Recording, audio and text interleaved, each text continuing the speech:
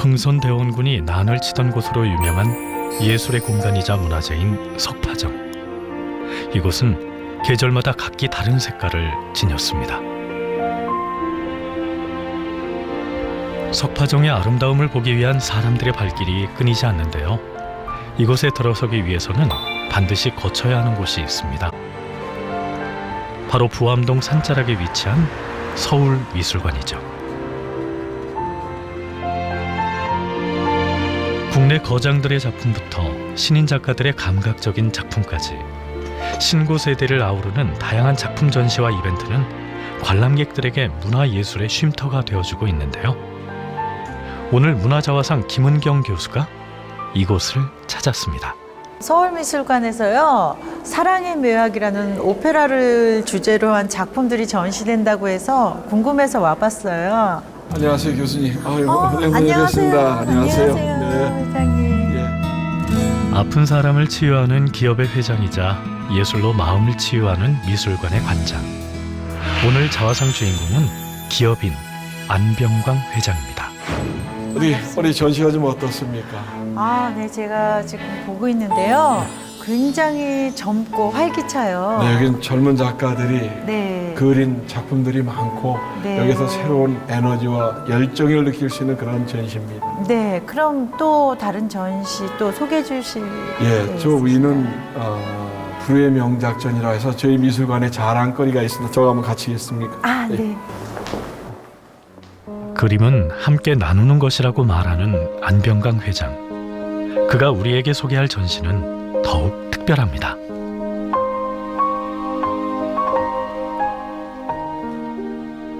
김환기, 박수분, 이중섭, 천경자 등 대한민국 근대 미술을 대표하는 7인의 걸작들로 이루어진 이번 전시는 안병광 회장이 직접 소장한 작품들로 꾸며져 있는데요. 한 점 한 점 그의 애정이 듬뿍 담긴 각별한 전시입니다.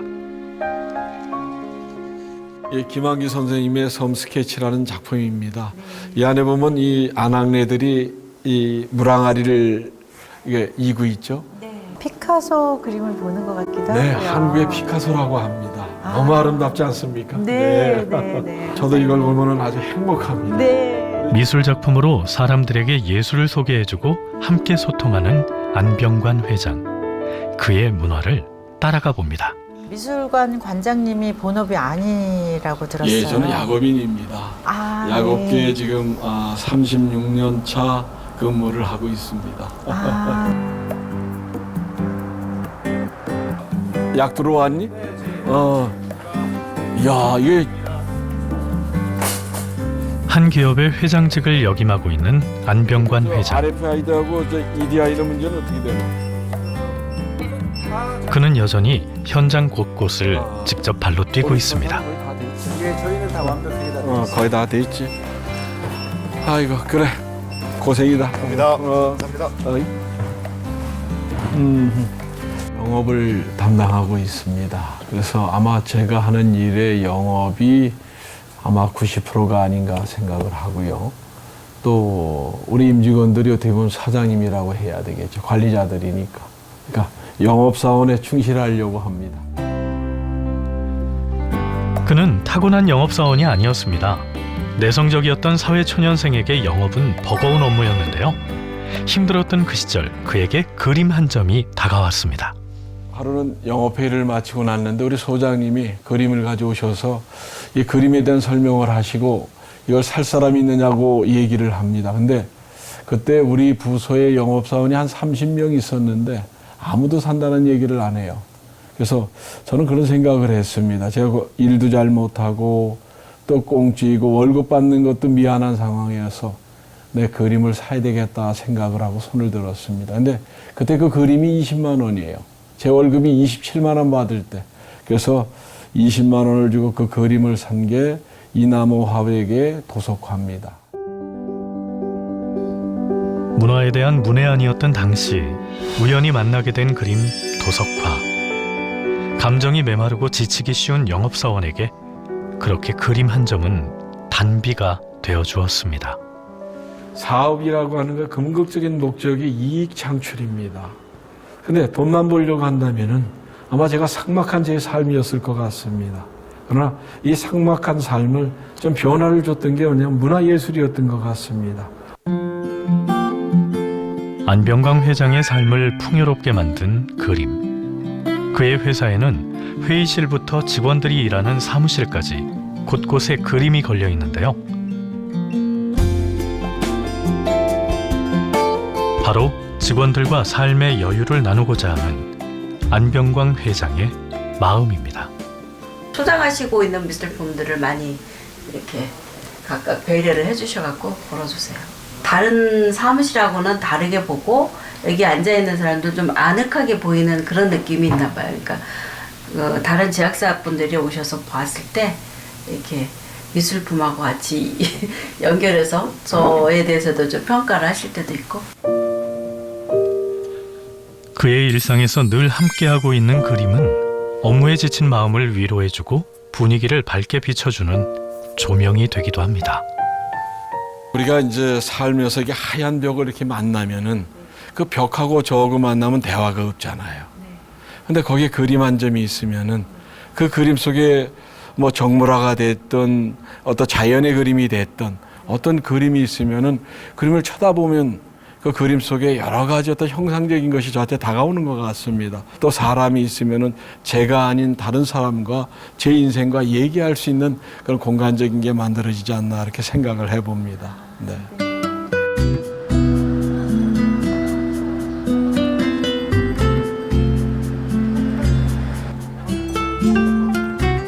바쁜 일상 속에서 그가 틈틈이 찾는 곳이 있는데요. 바로 인사동입니다.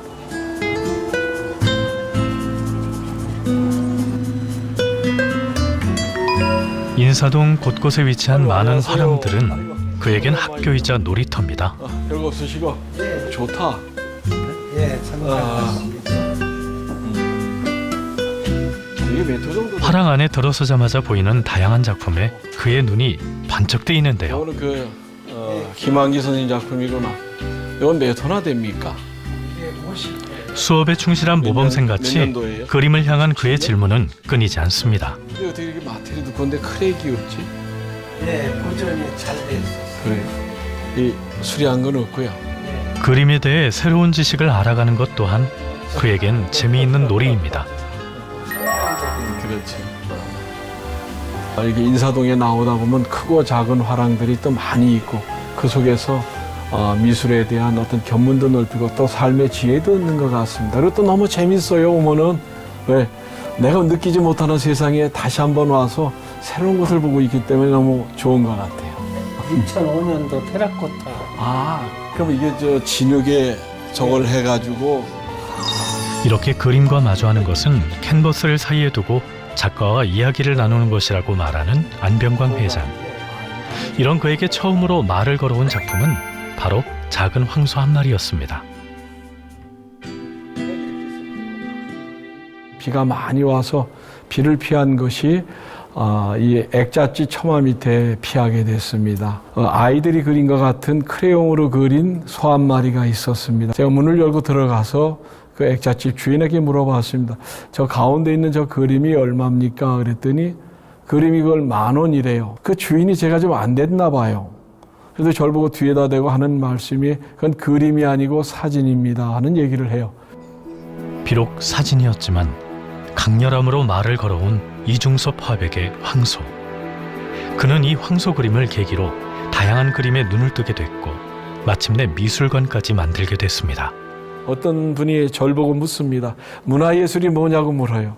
그래서 사람과 사람을 연결하는 다리가 문화가 아니겠느냐고 얘기를 합니다. 제가 그림이 없었다고 한다면 제 인생이 상당히 삭막했을 겁니다. 돈만 벌기 위해서 열심히 뛰었을 것 같습니다. 그러나 지금 돈만 벌기 위해서 열심히 뛰는 것이 아니라 내 이웃을 좌우를 살펴볼 수 있는 눈을 가졌다는 것도 감사해야 할 일이라고 생각합니다. 어유, 안녕하십니까. 네, 예, 오래간만입니다. 아이고. 오늘 그의 미술관에 반가운 손님이 찾아왔는데요. 바로 야구 스타 박찬호 선수입니다. 좀 많이 들어와서. 직접 발로 뛰며 배운 그림의 정보와 지식을 다시 나누어 주는 것은 그에겐 소통이자 함께 즐기는 시간이죠. 이게 또 아프리카에서의 그 초원에서의 그림인데 청경자 선생님이 드러놓 있어요. 자유로워지고 저 편안한 상태의 게 아닌가 하는 생각을 해봅니다. 물이 필요한 동물은 물가에 있고 그렇지. 쉬는 동물들은 쉬고 또 어느 한 곳에는 자연의 정리처럼 먹이를 위해서 위생을 하고 또 공격하고 이런 모습. 아니 박 대표가 이게 운동선수인데 내보다도 더 이 그림 보는 눈이 더 뛰어난 것 같아요. 아니 뭔가 어떤 시련을 겪고 다른 분야에 있는 두 사람. 예술과 함께하는 그들의 대화는 끊이질 않습니다.